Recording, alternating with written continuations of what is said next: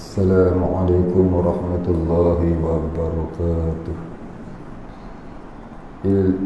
إلى حضرة النبي سيدنا محمد صلى الله عليه وسلم وآله الكرام وأصحابه العظام وإلى مشايخنا والمسلمين أجمعين، خصوصا إلى والدينا وأولادنا. شيء لله الفاتحة. أعوذ بالله من الشيطان الرجيم. بسم الله الرحمن الرحيم. الحمد لله رب العالمين، الرحمن الرحيم، مالك يوم الدين. إياك نعبد وإياك نستعين. اهدنا الصراط المستقيم، صراط الذين أنعمت عليهم غير المغضوب عليهم ولا الضالين. الحمد لله رب العالمين، والصلاة والسلام على أشرف الأنبياء والمرسلين وعلى آله وصحبه أجمعين. رب اشرح لي صدري ويسر لي أمري واحلل عقدة من لساني يفقه قولي.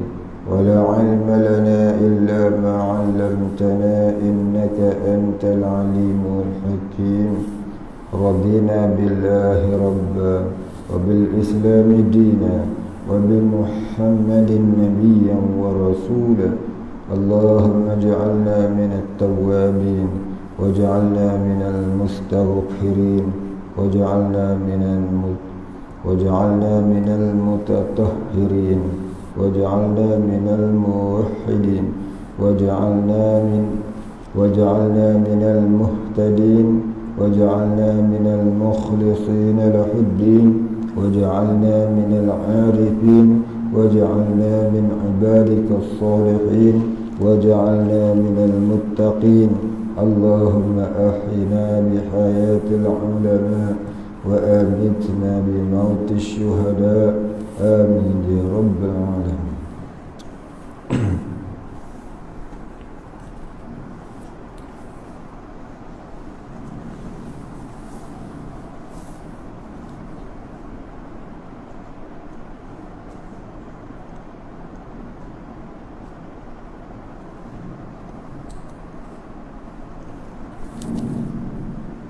Alhamdulillahi Rabbil Alamin. Kita sambung muka surat 28 Kitab Jawi.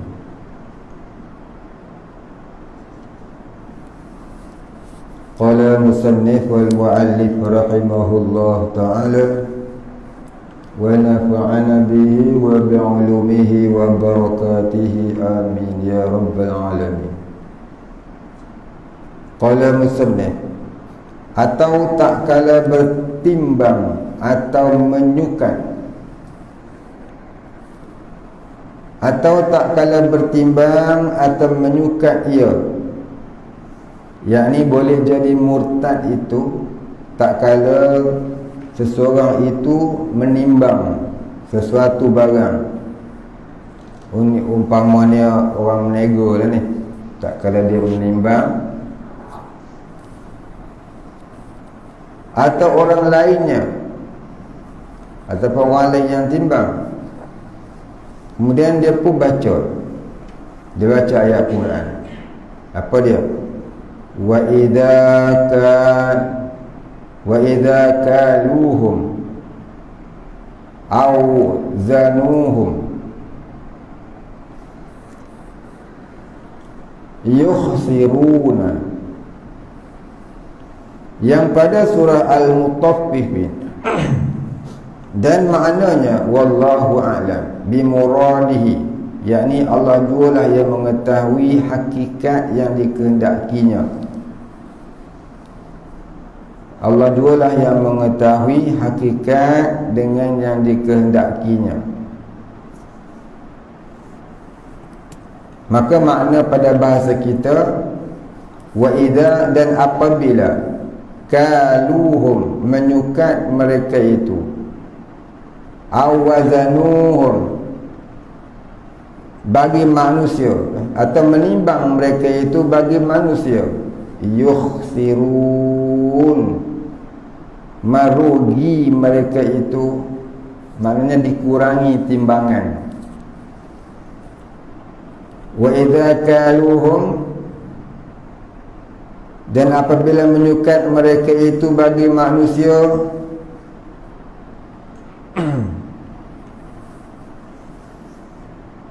awazanuhum, atau menimbang mereka itu bagi manusia, yukhsirun, merugi mereka itu, yakni dikurangi timbangan.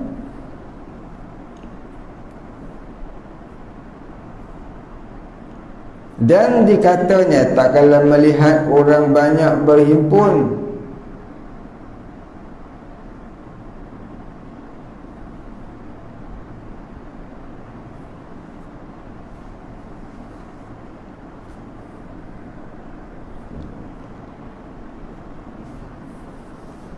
ditukar sebutan tu. Ditukar sebutan, wa hasyarnahum, dia kata.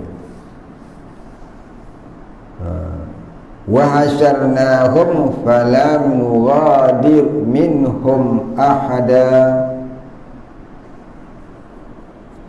Dan maknanya wallahu a'lam bimuradihi, dan kami sesak, yakni maknanya tu, dan kami sesak akan mereka itu, dan tiada kami meninggalkan daripada mereka itu seseorang. Ia qasad, yakni dengan hatinya berniat memudahkan dan mengolok-olokkan pada sekaliannya itu, yakni pada sekalian surah, ini contoh yang tersebut itu. Surah ni contoh atau masalah yang disebut itu. Daripada katanya, ini daripada perkataannya, ataupun tak dikatanya, tak kala ia taruh air bijana hingga akhirnya jadi kufur, yakni apabila seseorang itu berkata akan yang tersebut itu pada tak kala ketika yang tersebut itu, serta ia qasadkan memudahkan dan meringankan dan mensendakan kalam dengan kalam Allah Subhanahu wa taala, nescaya jadilah ia kafir murtad, wal iyazu billah. Baik, habis. Ini memperolok-olokkan ayat Quran. Ini cerita memperolok ayat Quran. Dia nak tipu orang, tak kala menimbang barangan.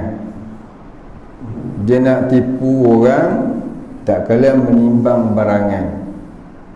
Nak bagilah orang tu tak nampak yang dia ni menipu, maka dia bacalah ayat-ayat Quran. Kadang-kadang orang ni baca Quran, tak kala buka kedai, nak tunjuk kata dia tu orang baik-baik, ya. Nak tunjuk kata orang ni baik-baik, maka mudah-mudahan orang pun masuklah kedai. Tapi apabila ya diketahui orang bahawasanya dia ni tak baik punya, ya, menipu timbang contohnya, maka ditukarkan ayat menipu timbang itu kepada lain. Yukhsirun tu ditukar kepada wa hasyarnahum, wa hasyarnahum falam nughadir minhum ahada. Falam nughadir minhum ahada, dan tiada kami meninggalkan daripada mereka itu seorang. Jadi tak nampaklah yukhsirun tu orang yang merugi tu. Tapi ni yang faham orang Arab jelah. Kalau orang putih tak faham. Mereka orang putih tu belajar Arab. Baik. Jadi kita orang Melayu ni pun kadang tak faham juga. Ni cerita ni orang Arab lah ni. Kita orang Arab ni, orang Arab tu kan dia baca Quran, dia hafal Quran, dia berniaga. Sambil-sambil berniaga, sambil menipu, Quran hafal juga. Macam kisah Imam Hanafi. Imam Hanafi satu ketika tak kala dia buka kedai. Imam Hanafi ni toki kedai. Dia ada kedai kain, besar kedai dia. Imam Hanafi ni kaya. Jadi bukanlah kata orang-orang tasawuf ni semuanya duduk bawah pokok nyok buat dengar bawah dekat pudu pisang, bukan lagu tu. Jadi tasawuf ni bukan menolak dunia. Jadi dengan faham, tasawuf ni bukan mestinya miskin papa kedana. Gitu. Nabi Sulaiman orang terkaya di dunia. Ya, masa zaman dia.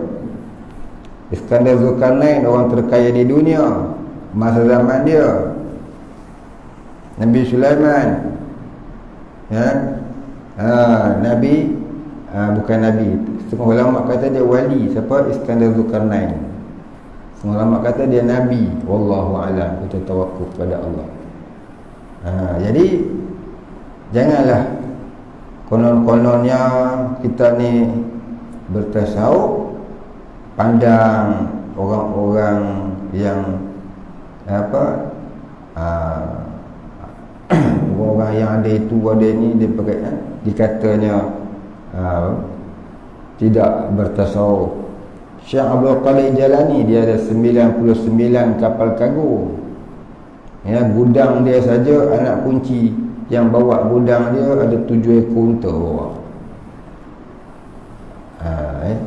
Jadi jangan salah faham, tasawuf ni menolak dunia.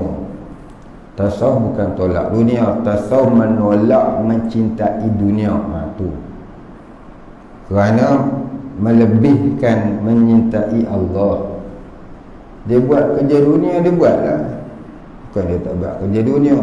Dalam buat kerja tu dia ingat Allah. Gitu. Baik faham. Tapi masalahnya ada orang seolah-olah macam bertasawuf, baca ayat Quran untuk melindungi kejahatannya. Seolah-olah macam beragama, mengaburi mata manusia dengan keagamaannya kerana menutup kejahatannya. Ini akan berlaku di akhir zaman. Ini Nabi dah sebut akan berlaku ni kaum ni. Namanya kaum mutasawwifun,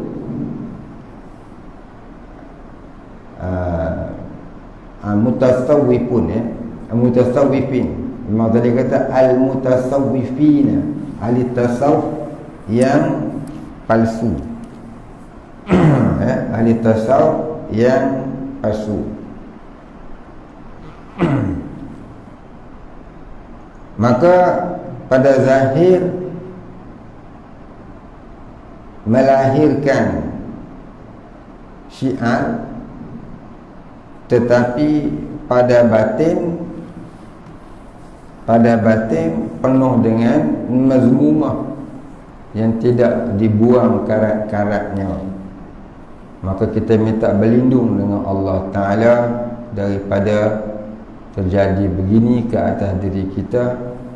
Wal'iyadhu billah thumma wal'iyadhu billah min zalik. Kerana di akhir zaman akan banyak berlaku macam ni. Mudah-mudahan Allah selamatkan kita dan kita tolong doa-doakan. Ya. tuan-tuan doakan dalam doa kita kepada Allah Ta'ala, jangan lupa doakan kawan jemaah dan doa kita semualah, jangan doa seorang-seorang saja. Bila kita bercakap tasawuf, jangan terasa seolah-olah kita lah yang bertasawuf, orang lain tak bertasawuf. Barangkali orang yang kita anggap tak tasawuf tu, dia tu ahli syurga, kita ni pula ahli neraka. Kita tak tahu nasib kita. Kita suruh mati macam mana kita pun tak tahu. Jadi masa kita bercakap, pandanglah Allah yang menggerakkan, maka kita rasa kita di bawah peraturan dan rentahan Allah. Masa kita berbuat satu pekerjaan, dihadirkan rasa Allah lah yang mengatur dan menggerakkan pekerjaan perbuatan kita. Di situ kita hadirkan rasa kita ni lemah, Tuhan tak bagi hidayah, taufik pada kita, kita tak mampu. Bukan kata nak buat kerja, bukan kata nak bercakap, bukan kata nak buat ibadah, nak buka kelopak mata pun tak boleh. Maka kita hadirkan rasa syukur pula kepada Allah yang telah mengurniakan kepada kita boleh buka kelopak mata. Allah gerakkan kita mengerjakan ibadah, Allah gerakkan kita bekerja mencari rezeki. Maka semua tu kita duduk di dalam mentauhidkan Allah. Dan jangan lupa kita mandang kita ni hina, jangan ada orang sendiri itu baik. Bukanlah kita yang sudah solat, sudah menuntut ilmu, sudah tutup aurat, sudah tentu orang mulia. Kita tak tahu. Balaam bin Ba'urak lebih lama beribadah pada kita, Basisa lebih lama beribadah pada kita, Qarun lebih lama beribadah pada kita. Tapi akhirnya jadi mati kufur, wal'iyazubillah. Kita tak tahu lagi nasib kita. Kita baru je buat ibadah, kita tak tahu lagi nasib kita. Ibadah kita pun tak ada mana. Inilah dia Jangan kita duk rasa kita ni okey dah. Kita menuntut ilmu, kita duk rasa kita okey lah. Jangan. Kita tahu tentang orang yang hari ni tak pernah solat, tak pernah puasa, tak pernah itu, tak pernah itu.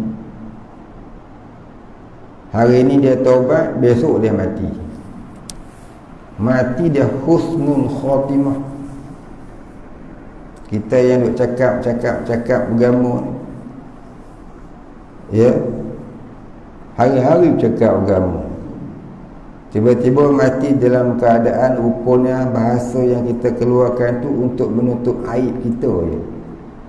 Bukan kerana dakwah semata-mata dakwah, untuk cari rezeki. Kadang-kadang cakap agama untuk cari rezeki, supaya orang simpati, bagi zakat, bagi itu, bagi ini. Mudah orang nak bagi derma. Masya Allah. Nak jadi apa kita kalau mati lagu tu? Maka duduklah dalam taubat. Mudah-mudahan Allah Ta'ala limpahkan rahmatnya, sentiasa diberikan kita ni kesedaran. Kesedaran apa? Hidup bertuhan. Jangan ada kosat-kosat duniawi di dalam setiap pekerjaan ukhrawi ataupun dunia kita. Semoga Allah Ta'ala ampunkan dosa kita yang zahirnya lagak akhirat tapi batinnya duniawi. Semoga Allah Ta'ala tukarkan keadaan kosat kita dan hidup kita yang zahirnya macam mengamalkan agama, tetapi batinnya kita hubud dunia. Jangan kita bagi berbagai-bagai alasan untuk menyedapkan hati yang mengatakan kita ni di jalan yang akhirat, maka itu tidak benar sama sekali. Itulah namanya ahli dunia, kerana suka membenarkan diri walaupun diri duduk di dalam batil, dalam kesalahan. Jadi bila terasa hati tu salah, buat salah, jangan cuba nak jangan cuba kita nak backing dia, kata kita tak salah. Jangan, mengaku je lah, aku salah ya Allah, bertaubat pada Allah Ta'ala. Mudah-mudahan Allah Ta'ala ampunkan dosa kita dan dimatikan sebelum dari kita terbuat dosa lagi. Maka ni perkara yang amat penting dalam kehidupan kita sebelum mati. Kerana kita tak tahu nasib kita mati esok jadi lagu mana. Maka inilah yang perlu kita ambil perhatian kepada diri kita. Jangan duk kira korang diri kita tidak jaga. Jangan rasa bila kita dah buat amal, kita nampak orang buat salah, kita kata dia salah. Kita tak pernah pun rasa kita pun salah, kerana kita tak pernah pergi dakwah dia. Kita dah nampak dia salah. Ataupun kita pernah dakwah dia, tapi dia tak ikut kita. Kita tak tahu, mungkin hidayah Allah nak datang kat dia tahun depan. Masa tu elok dia taubat, dia pun mati. Dia dah masuk di tempat rehat, kita masih meneruskan dosa, duk rasa diri baik. Rasa diri baik tu dosa besar. Rasa diri baik tu dosa besar. Ujub ni dosa besar. Zanbun kabir, dosa besar dalam kumpulan dosa batin.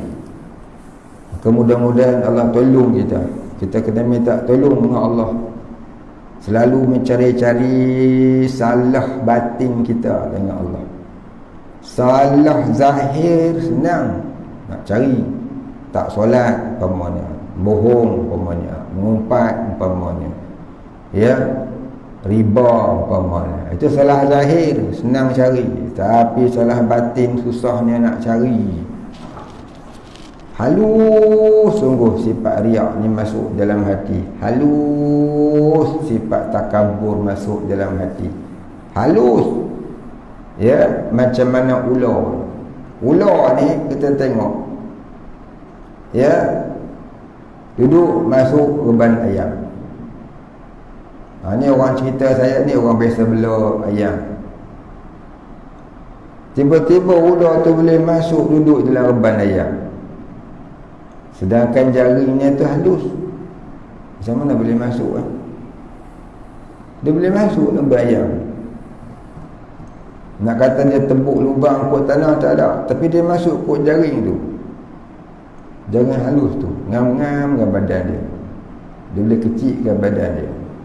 Bila dia masuk, dia ngap seekor ayam, dia nak keluar tak boleh. Maka apa dia buat dalam tu? Hari-hari dia ngap ayam. Tu dia. Itulah umpama ni. Ular ni, siapa bunuh ular dapat pahala macam membunuh seorang kafir dalam perang sabilillah. Perumpamaan jahatnya nafsu, jahatnya syaitan tu macam ular.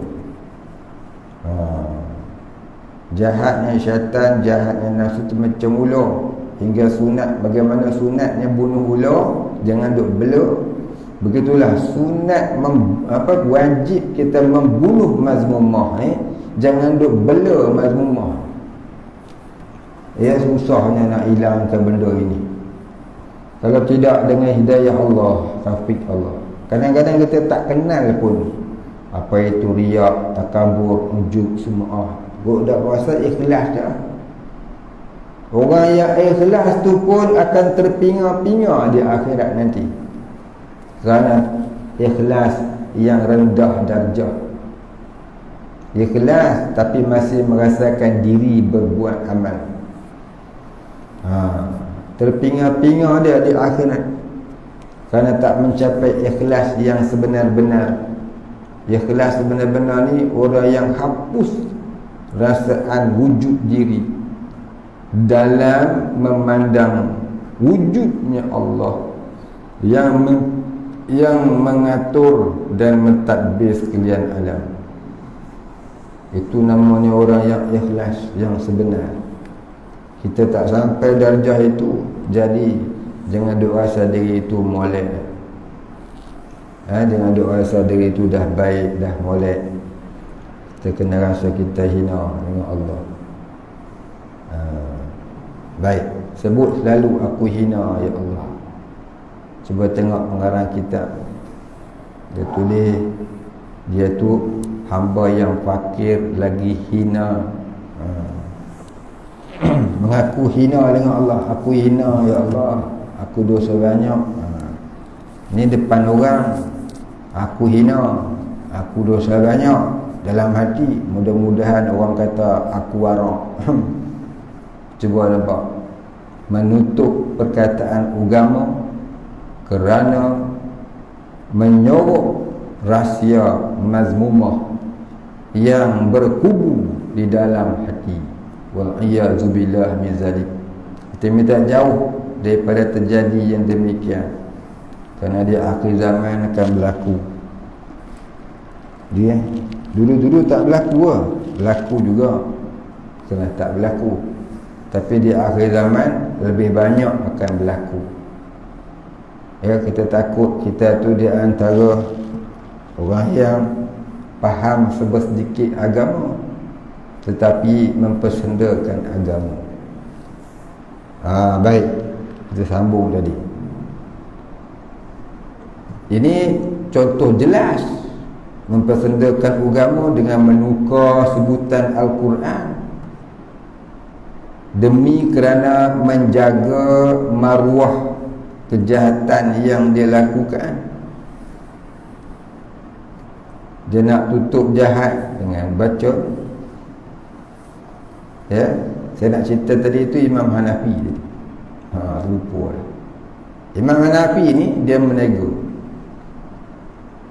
Jadi pagi-pagi dia akan suruh pekerja dia buka pintu. Satu hari itu pekerja dia pun buka lah pintu. Buka pintu kedai.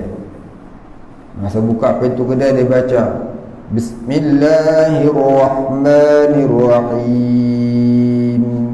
Dia baca bismillah tu kuat dengan taranum semua sekali. Maka Imam Hanafi tanya dia, kenapa kau baca bismillah tu kuat? Ya, sedap pula tu. Maka jawab dia, tuan, kita kan menegur. Bila orang dengar kita buka pintu pun baca bismillah, jadi orang tak rasa nak masuk. Dia orang tengok kita ni baik. Imam Hanafi kata, kalau gitu kau tutup kedai hari ni, cuti. Pasal menegur. Terkejut kuli dia. Kenapa tu? Tutup kedai hari ni. Kalau dia pun tutup kedai, hari tu semua cuti balik. Apa maksudnya tu? Maksudnya jangan kau gunakan agama untuk tujuan dunia. Bubuh janggut cari makan. Buah sorban cari makan. Jangan lagu tu. Jangan lagu tu. Itu maksudnya tu. Jangan baca Quran dengan baca apa demi cari makan, dengan tutup kesalahanmu dengan rupa-rupa agama. Itu nama tanda-tanda munafik. Munafik ni ramai, kena sikit. Orang munafik ni ramai, kena sikit. Tak kita dah ada sifat munafik. Ada lebih 50 sifat-sifat munafik ni. Bukannya 3 ya. Kita mengaji kat tingkatan 2 dulu ni. Ya. Ada lebih 50 sifat-sifat munafik. InsyaAllah suatu masa kita akan muzakarahkan sifat-sifat munafik. Ya, muzakarah dah, bukan nak mengajar dah. Kalau mengajar tu dia dah terlepas dari sifat munafik. Kemudian dia mengajar kita agar kita jangan. Tu mengajar, dia dah terlepas. Tapi kalau kita bersama-sama ada, kita niat muzakarah. Niat muzakarah, mudah-mudahan Allah tolong kita melepaskan diri daripada munafik. Sahabat-sahabat Nabi, bila Nabi berceramah tentang munafik, mereka tunduk menangis. Pasal apa? Masing-masing duk rasa dia ada munafik. Kita pula bila sebut munafik, orang lain kita tak. Tu tanda-tanda kita tu ada sifat munafik. Imam Ghazali kata, barang siapa yang tak terasa dirinya bersifat munafik, maka itulah tanda dia seorang munafik. Wal-iyazubillah. Kita kena rasa kita tu ada sifat-sifat kotor. Sedangkan Nabi tak buat dosa pun, bertaubat pada Allah. Ya, kita pula duk rasa mulia.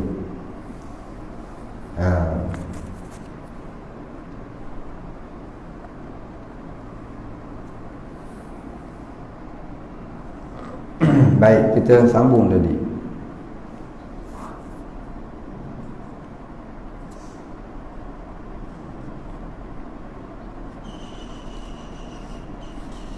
Mana dah kita berhenti tadi?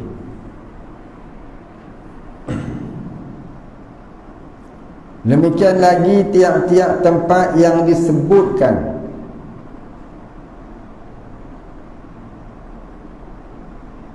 pada Quran, ia qasad menghinakan dan mensendakan. Yang ni demikian lagi tiap-tiap ayat atau perkataan yang daripada apabila daripada, mudah-mudahan tu ada tambah sikit. Yang ni demikian lagi tiap-tiap ayat atau perkataan yang daripada Al-Quran apabila dikatakan dia atas jalan olok-olok atau meringankan perkataan Allah Subhanahu wa taala, kufur, murtadlah orang yang mengatakan yang tersebut itu. Assalamualaikum. Tu memang ni. Masya-Allah, ni cukup ramai. Assalamualaikum. Yang lain-lain tu pula pelik sangat, tak nak jumpa. Yang ni hari-hari kita jumpa. Kalau dia niat mempersendakan salam, murtad. Sekurang-kurang berdosa besar. Kerana ucapan salam tu perintah syarak, perintah Allah, urkhuluha bisalam. Tiba-tiba kita mempersendakan salam, ya, kita bagi salam tak betul. Jadi saya suka sangat sebut bab salam tak betul ni, bukan apa. Sebab kadang-kadang saya sendiri pun tersasul sebut. Dah balik rumah baru teringat, aku tadi bagi salam dekat Pak Imam tu tak betul. Masya Allah, dosa. Tak usah kata ke orang, kita sendiri pun. Tu sebab selalu saya sebut, sebab kadang-kadang lidah kita ni tersasul, terpacul sebut benda tak, sebutan tak betul. Tu yang selalu sebut. Yang lain-lain tu kita tak lah kot.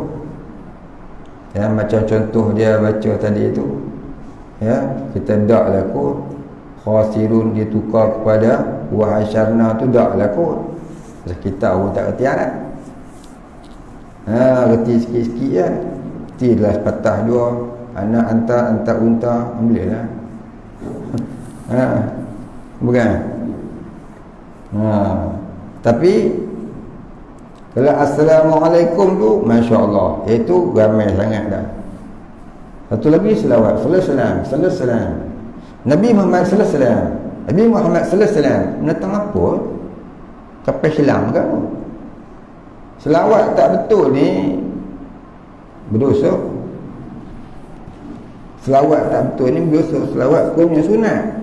Tapi bila sebut tak betul, mengubahkan makna ataupun tak sampai mafhum, jadi berdosa. Salah. Untuk guru saya suka tu tegur orang selawat. Banyak orang sebut selawat ni, yalah dia rajin sebut selawat, baguslah. Tapi sebut selawat tak betul. Nabi kita sallallahu alaihi wasallam, Nabi kita sallallahu alaihi wasallam datang pun sallallahu alaihi wasallam. Maka hukumnya adalah berdosa.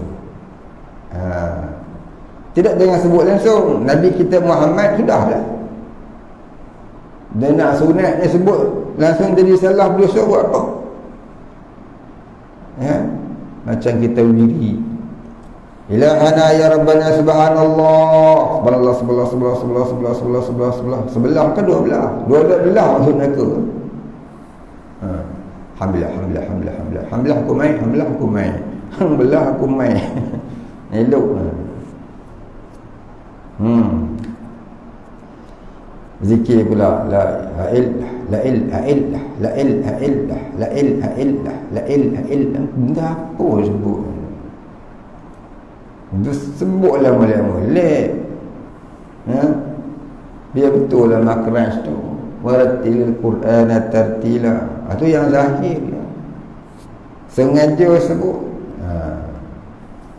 Dengan salah, bukan dengan dipimpin oleh murabbi, maka hukumnya haram kalau bab zikir tadi.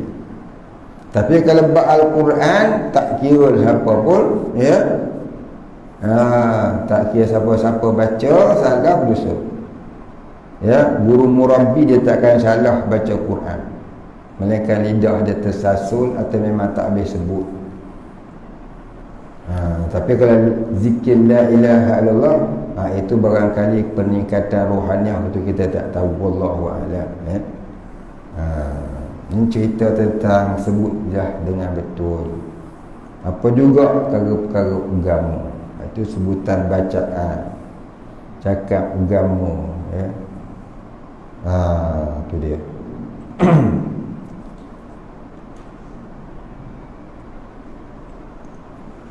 Kadang-kadang dia baca tu kerana nak menutup saja, menutup diri yang salah. Ni akhir zaman akan berlaku ni, Nabi kata akan berlaku banyak.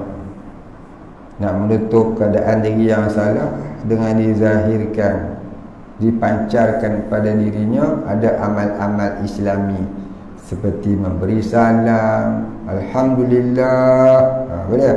Alhamdulillah saya dianugerahkan pelakon lelaki terbaik. Alhamdulillah kau lah. Mempersendakan kalimah Allah, mustahzi'una bi ayatillah, ya, mempermain, mempersenda, memperolok ayat-ayat Allah. Benda maksiat kata insya-Allah, alhamdulillah. Benda maksiat kata alhamdulillah, masya-Allah, insya-Allah, alhamdulillah, apa lagi subhanallah. Macam mempersendakan kalimah Allah. Jadi boleh membawa kepada murtad. Boleh buat murtad tu kalau dia kata benda itu, kalau niat mempersendakan, ataupun dia kata benda tu boleh, yakni menghalalkan benda yang haram. Kalau dia saja kata dalam keadaan dia pun tak reti apa-apa, sebab dia ikut orang, ya, itu berdosa. Itu berdosa, tak sampai murtad. Orang kata lagu tu aku pun kata, macam mana? Assalamualaikum. Bukan niat nak menghina, tapi sebab dia tak reti apa, itu berdosa. Ni kan yang reti ni, yang reti ni dah reti buat juga ni. Pasal apa? Nak pergi nampak kreatif sikit. Macam mana? Psycho. Kreatif sikit kan, bunyi macam muzik je. Jadilah kadang-kadang membawa kepada murtad. Jaga-jaga molek. Yalmuna alsinatahum bil kitab. Mereka itu memutar-mutarkan lidah dalam membaca kitab Allah. Ali Imran ayat 78. Rujuk molek-molek. Baik, habis.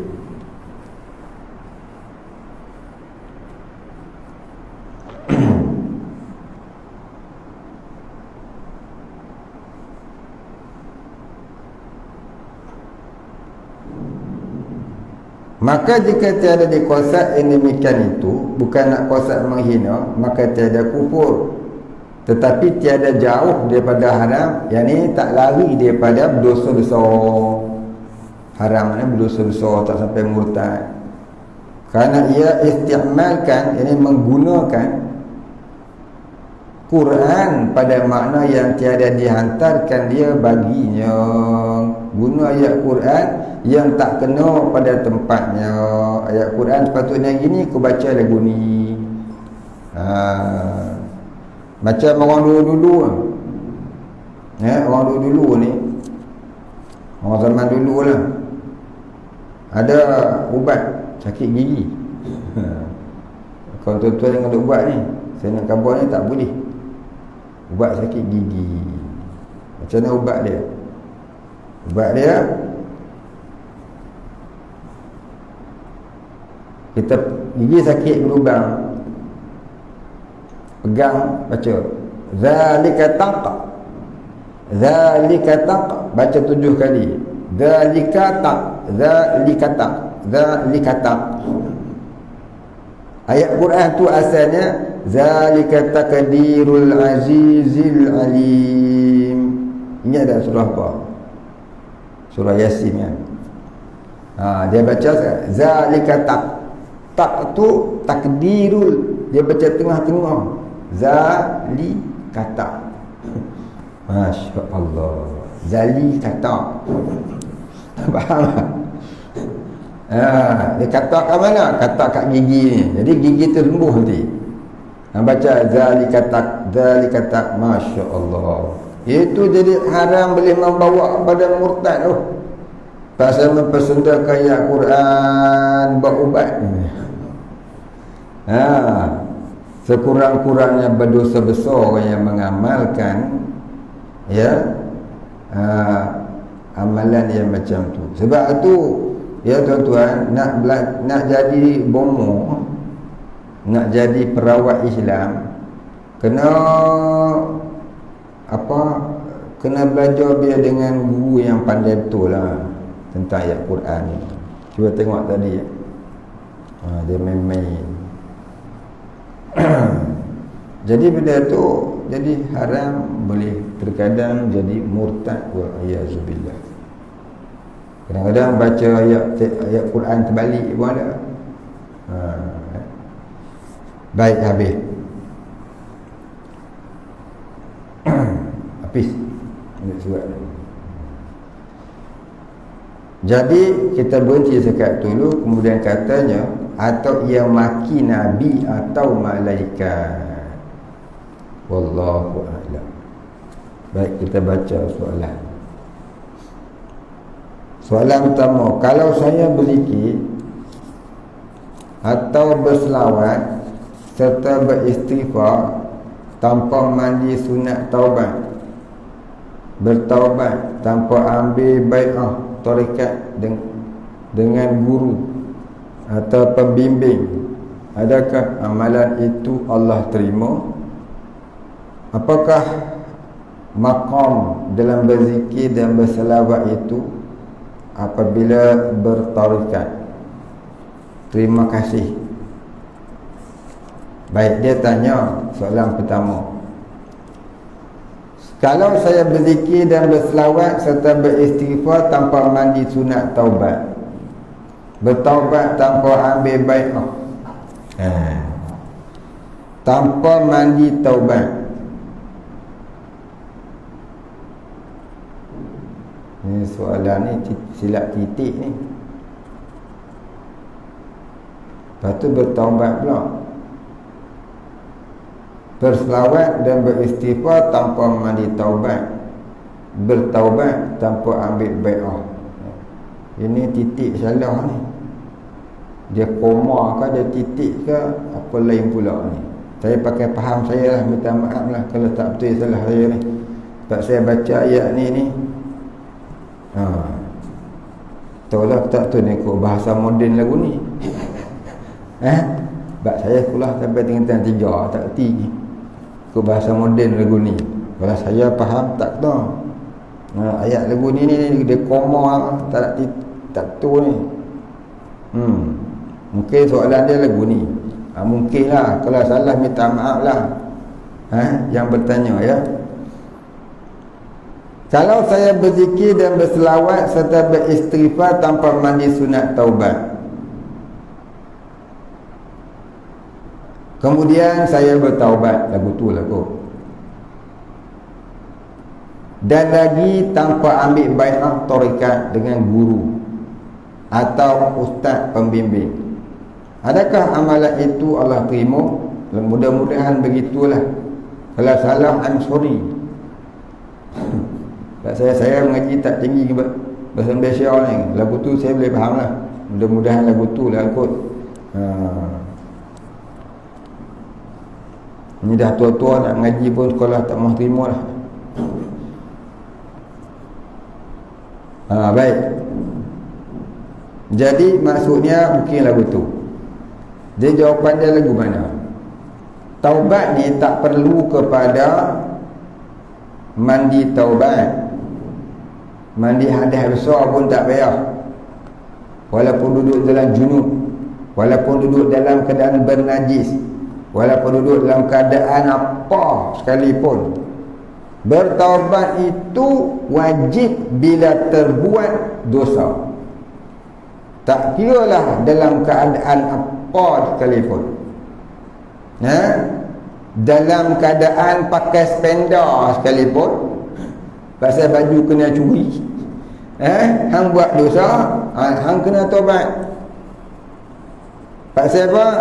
Pasal taubat daripada dosa itu wajib dengan segera. Menangguhkan taubat hukumnya berdosa yang lain pula, dosa tangguh taubat.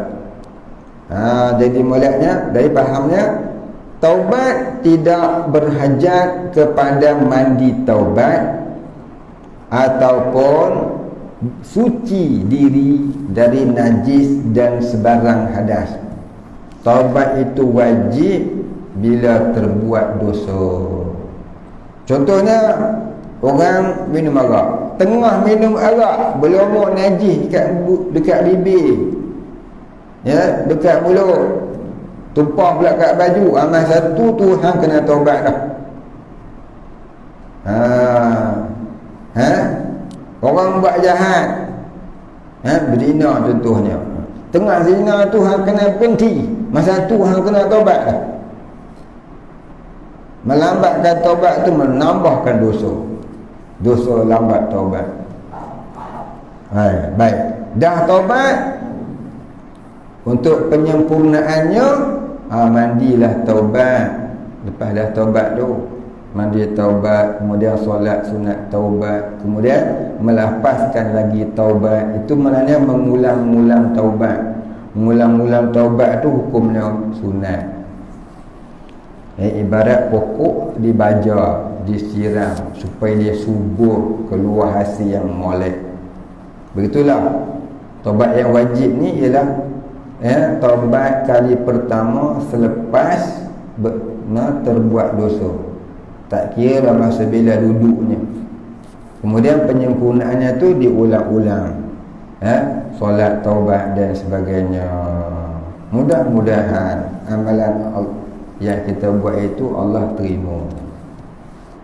Jadi soalan dia, adakah amalan itu diterima? Pasal dia ni tak ada guru, dia kata. Mula tak mari taubat, lepas tu tak ada guru pula. Tak ada guru. Baik, kita ni beramal, mengaji kena ada guru. Guru ni ada dua jenis. Satu guru ilmiah, yang keduanya guru rohaniah. Kadang-kadang guru tu dia cuma ilmiah, rohaniah dia tak boleh. Kadang-kadang guru tu dia cuma rohaniah, ilmiah ni tak ada. Dia tak terbiah ilmiah, dia rohaniah saja. Kadang-kadang dia ada dua-dua. Kadang-kadang dua-dua tak ada. Ilmiah tak ada, rohaniah pun tak ada. Baik, kebanyakannya yang mana? Yang nombor 4 je lah.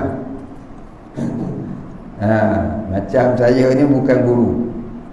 Jadi orang dia sebut tuan guru tu bukan saya suruh tulis. Siapa tulis saya pun tak tahulah. Ya. Dia sebut ustaz dah.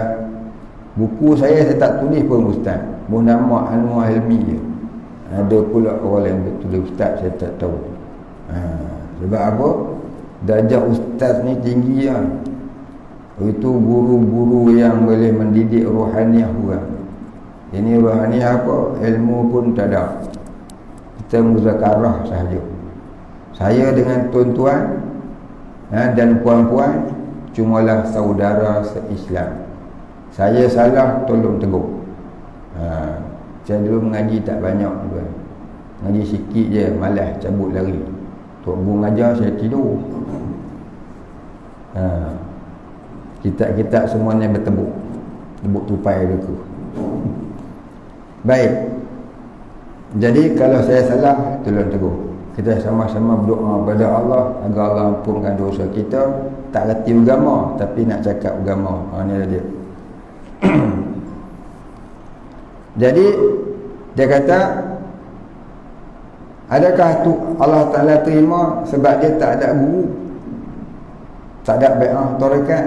Sekurang-kurangnya ada guru ilmiah. Tak ada guru tarekat ni. Guru tarekat ni nombor 2. Yang pertama guru ilmiah dulu. Kita belajar tauhid, fiqh, tasawuf ni kat siapa? Guru tu ada sanad tak daripada gurunya sampai pada Rasulullah? Kalau ada, sah dah amalan tu. Pada fiqh, amalan ibadah kalau dikerjakan dengan tidak ada perkara membatalkannya, hukumnya adalah sah. Bab diterima itu terpulanglah pada Allah. Contohnya orang ni solat, dia baca dengan buku, belajar solat dengan buku, maka dia buat betul apa dia tulis dalam buku tu. Kalau yang batal, dia pun kata batal lah. Tengah-tengah solat tiba-tiba terselak kain. Ya, siapa yang selak? Ya, monyet masuk dalam rumah selak kain ni. Nampak paha, batal dah solat aku ni. Mana belajar? Buku yang dia baca, bukan belajar dengan guru. Lepas tu pula tengah-tengah solat terkentuk lah, keluar. Jadi dia pun kata, batal dah solat aku. Mana ada belajar dalam buku. Baik, solat yang macam tu terima tak? Pasal dia belajar dalam buku, pada zahirnya sah. Pasal apa? Dia mengikuti peraturan solat yang sebenar. Namun dia belajar dengan buku, bukan dengan guru. Pada fiqh ibadahnya sah. Pada hakikat kita serah pada Allah, kita tak tahu. Gitu. Pada hakikatnya kita serah pada Allah. Jangan kata dia tak sah. Habis tu yang kata siapa belajar tanpa guru maka syaitan guru. Itu penyempurnaan ilmu. Penyempurnaan ilmu, guru mestilah belajar dengan guru. Sebab apa? Takut ilmu tu tak sempurna. Tak sempurna macam mana? Ilmu tu maksudnya macam lain. Sebab tak ada guru, hang salah faham, jadi macam lain. Itu yang jadi belajar dengan syaitan. Dia kata apa? Kentut ni batal tak wudu. Kentut, dia tulis kentut dia tak banyak, dia tak tulis sikit ke banyak. Kentut sikit tak batal ke? Ni yang belajar dengan syaitan. Nampak? Dia pandai-pandai. Tak kira lah kentut sikit ke banyak ke. Batal lah. Tapi dia fikir sikit-sikit tak apa kot, keluar sikit tak apa kot. Ni belajar dengan syaitan. Dia buat rumusan sendiri. Itu je. Baik, habis. Adakah maqam dan berzikir dan berselawat itu apabila bertarekat? Bila kita mengamalkan tarekat, itu atas kehendak Allah, sama ada nak menaikkan maqam kita ataupun tidak. Itu bukan kerja kita. Maqam kita bukan dinaikkan oleh guru, bukan kita sendiri pula yang menaikkan. Allah yang menaikkan maqam. darjah, ya. Jadi bila kita beramal tarekat, jangan nak naik makam. Itu jadi hubud dunia. Termasuk hubud dunia ni beramal tarekat nak jadi wali. Beramal tarekat nak duduk darjah makam tinggi. Apatah lagi mengamal tarekat nak karamah, nak boleh terbang, nak boleh itu, nak boleh ini, nak boleh harta senang. Ya. Singgung batu jatuh mai. Oh, nak lagu tu. Itu semuanya jadi duniawi. Amalan akhirat tapi jadi dunia. Baik, habis. Adakah boleh kita baca selawat Jibril? Adakah ianya juga dikira sebagai selawat yang sempurna? Memang boleh lah. Ini selawat ke doa? Ada selawat, ada doa. Apa juga yang dari Rasulullah, itu adalah boleh kan? Bila amalan tu dari Rasulullah, maka ianya dinamakan sahih. Jadi apabila amalan tu disahihkan oleh Rasulullah, maka tentulah boleh. Soalan dia, saya nak tanya balik, kenapa tanya pula boleh ke tidak? Wallahu a'lam.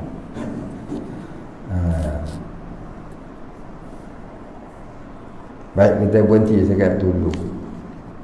Baik, kita berhenti, turun tanda. Kemudian katanya tadi, atau ia maki Nabi atau malaikat, ila akhirih. Wallahu a'lam.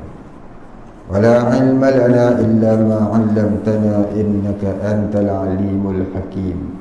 Wallahu a'lam. Al-Fatihah. Bismillahirrahmanirrahim. Alhamdulillahi rabbil alamin. Ar-Rahmanir Rahim. Maliki yaumiddin. Iyyaka na'budu wa iyyaka nasta'in.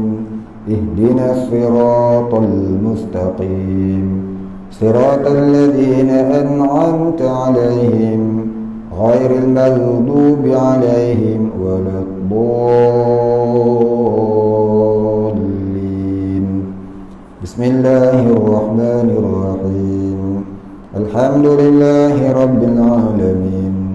Wassalatu wassalamu ala asyrafil anbiya'i wal mursalin wa ala alihi wa sahbihi ajma'in. Allahumma ighfir lana dhunubana warhamna wa antal ghafurur rahim. Allahumma ighfir lana dhunubana wa liwalidina warhamhum kama rabbayana shighara wa limashayikhina wa lilmuslimina ajma'ina birahmatika ya arhamar rahimin. Allahumma nawwir qulubana binuri ma'rifatik ya fattahu ya razzaq. افتح لنا فتحا قريبا كما فتحته على أنبيائك وأوليائك وعبادك الصالحين. وصلى الله على سيدنا محمد وعلى آله وصحبه أجمعين. سبحان ربك رب العزة عما يصفون وسلام على المرسلين والحمد لله رب العالمين. تقبل الله منا ومنكم.